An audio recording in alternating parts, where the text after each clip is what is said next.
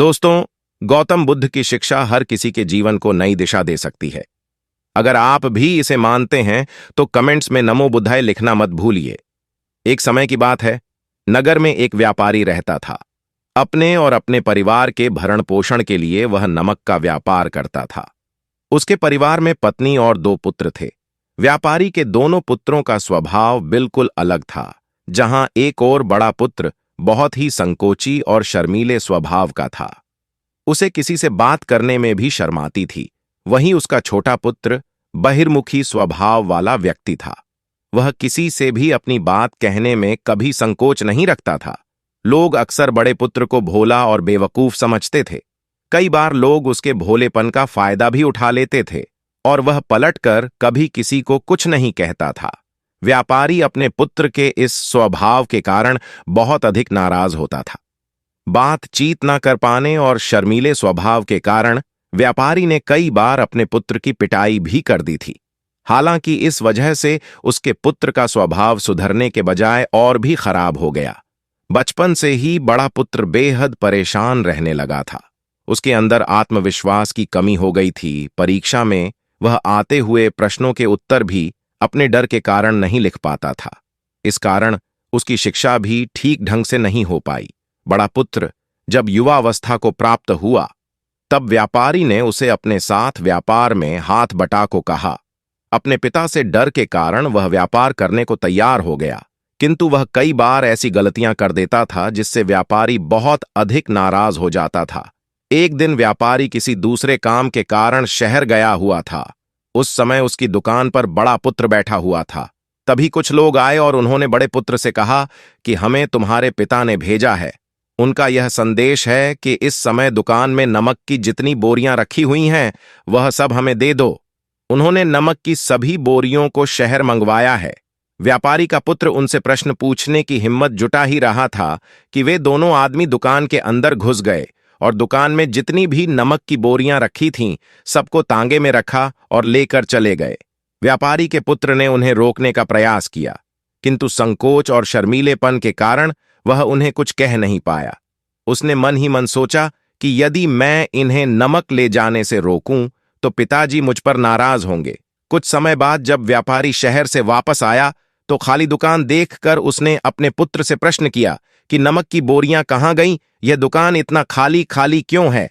तब बड़े पुत्र ने धीमे स्वर में कहा कि कुछ लोग दुकान पर आए थे और उन्होंने मुझसे कहा कि आपने नमक की बोरियों को शहर मंगवाया है, और दुकान में से सारी बोरियों को निकाल कर लेकर चले गए। व्यापारी ने अपना सिर पीट लिया। उसने अपने पुत्र को दुकान से धक्का देते हुए कहा कि तू मूर्ख का मूर्ख ही रह जाएगा। वे लोग तुझे बेवकूफ बनाकर सारा सामान ले गए। तुमने मेरा बहुत भारी नुकसान करवा दिया। यहां से दूर भाग जाओ और घर वापस मत आना। यदि तुम वापस आए तो मैं तुम्हें पीट पीट कर सीधा कर दूंगा। व्यापारी का बड़ा पुत्र इस बात से बेहद दुखी हुआ। एक बार फिर उसके शर्मीले स्वभाव के कारण उसके पिता उससे और अधिक नाराज हो गए। साथ ही व्यापार में भी इतना नुकसान हो गया। उस समय नगर के सभी लोग व्यापारी के पुत्र पर हंस रहे थे और उसका मजाक बना रहे थे। उसे बहुत अधिक शर्मिंदगी महसूस हो रही थी। यही वह समय था जब उसने सोच लिया कि अब उसके जीवन में कुछ भी ठीक नहीं हो सकता है। वह सदैव मूर्ख का मूर्ख ही रह जाएगा और इस समाज में रह रहे लोगों के साथ कदम से कदम मिलाकर कभी नहीं चल पाएगा। व्यापारी का पुत्र नगर से बाहर आ गया और एक नदी के किनारे बैठकर खूब रोया। गहरे पानी को देखकर उसके मन में विचार आया कि अब उसके जीवित रहने का कोई फायदा नहीं है। उसने सोच लिया कि आज वह इस नदी में डूबकर अपने आप को समाप्त कर लेगा। असफल जीवन जीने से अच्छा है कि वह स्वयं को समाप्त कर ले।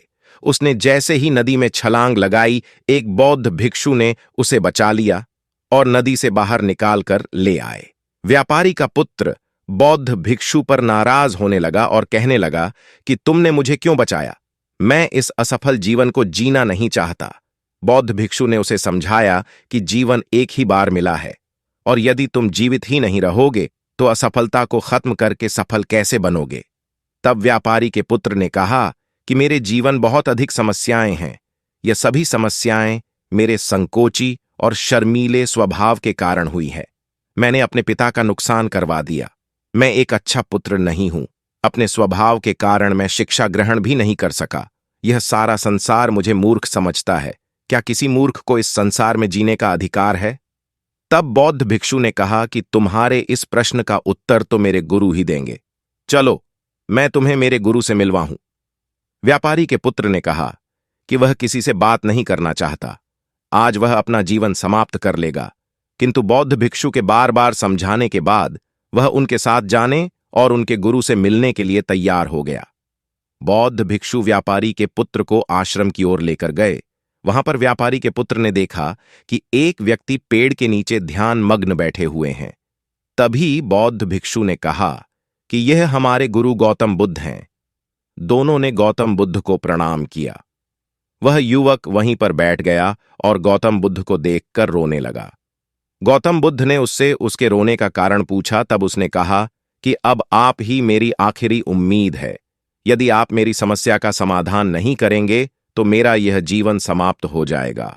गौतम बुद्ध ने व्यापारी के पुत्र से उसकी समस्या के बारे में पूछा।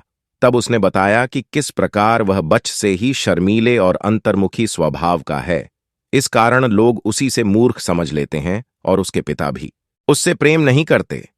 तब गौतम बुद्ध ने युवक को शांत कराते हुए कहा कि मेरे पास तुम्हारी समस्या का समाधान है।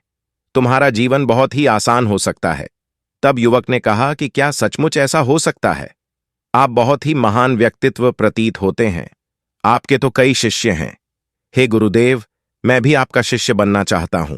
क्या आप मुझे अपने शिष्य के रूप में स्वीकार करेंगे?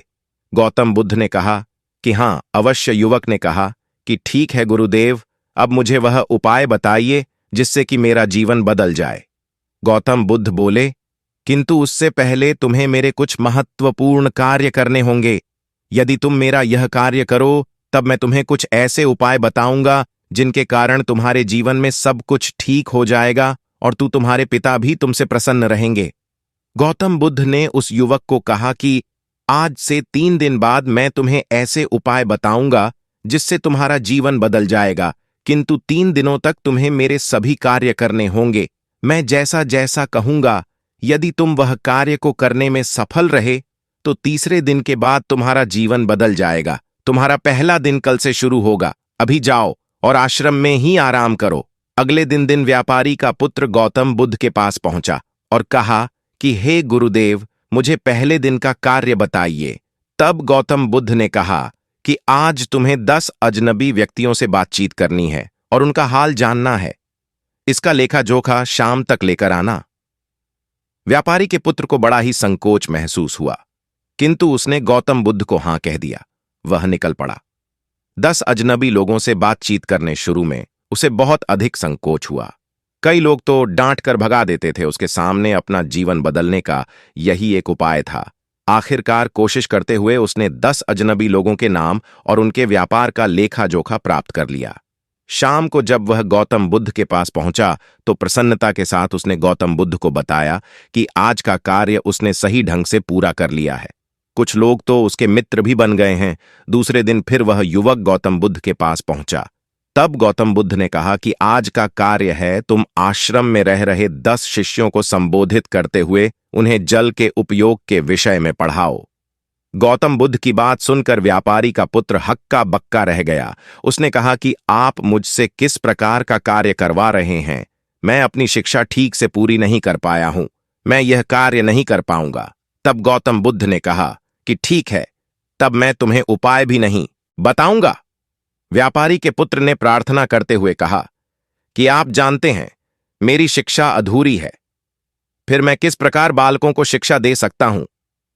गौतम बुद्ध ने मुस्कुराते हुए कहा कि यहां सिर्फ मैं जानता हूं कि तुम्हारी शिक्षा अधूरी है, वे बालक नहीं जानते।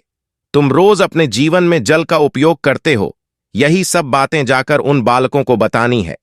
आखिरकार व्यापारी के पुत्र के पास कोई रास्ता नहीं बचा। हिम्मत जुटाकर वह उन बालकों के पास पहुंच गया।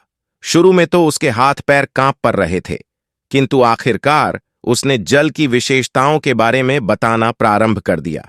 उसने बालकों को जल की 5 विशेषताएं बताइए और जल्दी से वहां से भाग आया। गौतम बुद्ध के पास आकर उसने कहा कि बहुत अधिक डर लग रहा था, किंतु मैंने बालकों को जल की 5 विशेषताएं बता दी हैं। गौतम बुद्ध ने कहा कि जो एक बार फिर कोशिश करके आओ। व्यापारी का पुत्र ने एक बार फिर हिम्मत जुटाई और बालकों को जल के विषय में पढ़ाना शुरू किया।